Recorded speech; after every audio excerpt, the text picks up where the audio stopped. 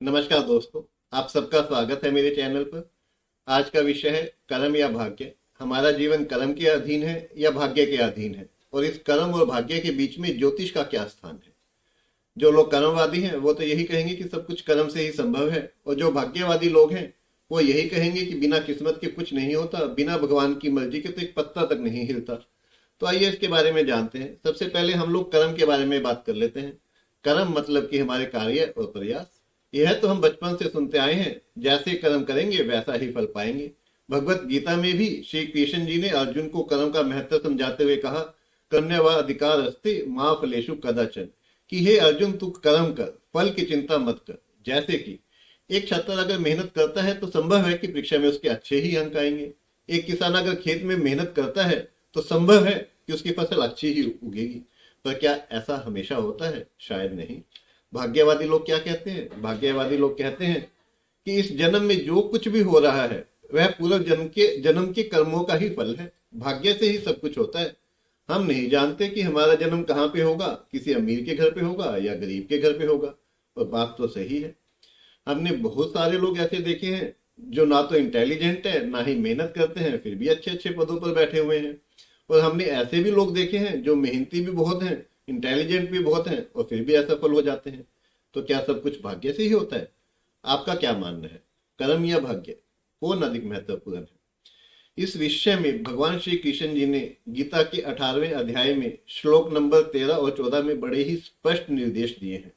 उन्होंने कहा, हे माँ बाहो, मुझसे उन 5 कारणों को जानो जो सांख्य दर्शन में समस्त कर्मों की सिद्धि के लिए बताए गए हैं।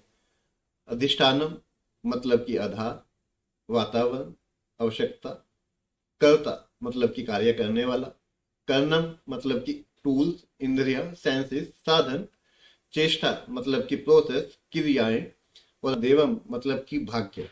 और ये जो भाग्य है यही हम ज्योतिष के थ्रू पढ़ते हैं।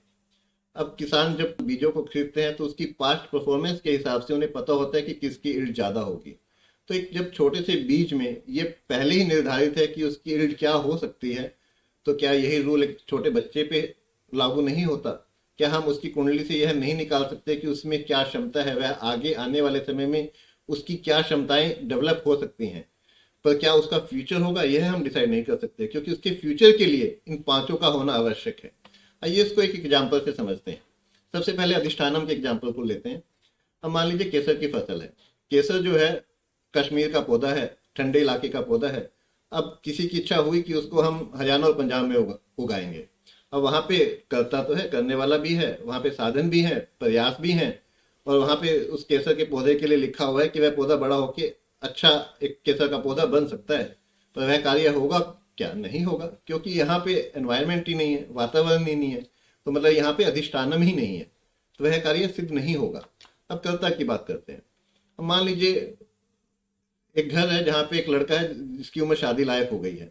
अब उसके घर वाले उसकी शादी करना चाहते हैं। अब उसके लिए शादी का आधार तो है, वहां पे साधन भी हैं, उसके लिए प्रयास भी हो रहे हैं, और उस लड़के की कुंडली में लिखा हुआ है कि उसकी शादी भी हो सकती है। पर वह लड़का जो है खुद ही शादी करना नहीं चाहता। अब वो जब शादी ही नहीं करना चाहता, जब करता ही अवेलेबल नहीं है, तो क्या वह शादी होगी? क्या नहीं होगी। आइए अब एक कर्णम के बारे में भी बात कर लेते हैं। मान लीजिए 2 लोग हैं, एक अमीर है एक गरीब है। दोनों के बच्चे हैं और दोनों अपने बच्चों को बाहर भेजना चाहते हैं। उन्होंने अपने बच्चों को लिखाया, पढ़ाया। अब यहाँ पे कार्य करने का आधार भी है, उद्देश्य है, एम है कि बाहर भेजना है। वहाँ पे करने वाले लोग भी हैं, वह बच्चे भी बाहर जाना चाहते हैं। यहाँ पे उन्होंने डिफरेंट प्रयास भी किए, उन्होंने मेहनत भी की, उनकी कुंडली में भी लिखा हुआ है वह जा सकते हैं। पर यहाँ पे एक के पास तो कर्णम है, एक के पास तो साधन है, वह अपने बच्चे को आराम से भेज देगा। तो दूसरे के लिए कितने परसेंट चांस है? शायद 1%।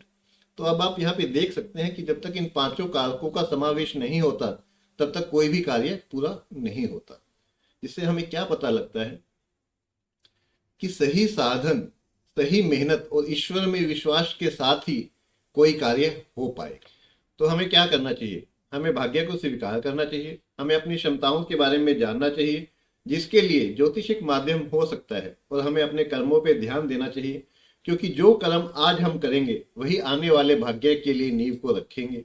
किसी भी कार्य की योजना बनाने से पहले हमें 5 कारणों का समावेश करना चाहिए, और अगर कोई कार्य सफल नहीं हो पा रहा है तो हमें देखना चाहिए कि कौन सा तत्व कमजोर रह गया है, और केवल भाग्य या ईश्वर पर निर्भर न रहकर हमें पांचों कारणों को ही देखना चाहिए, क्योंकि पांचों कारणों का समावेश होने पे ही कोई कार्य होगा। धन्यवाद।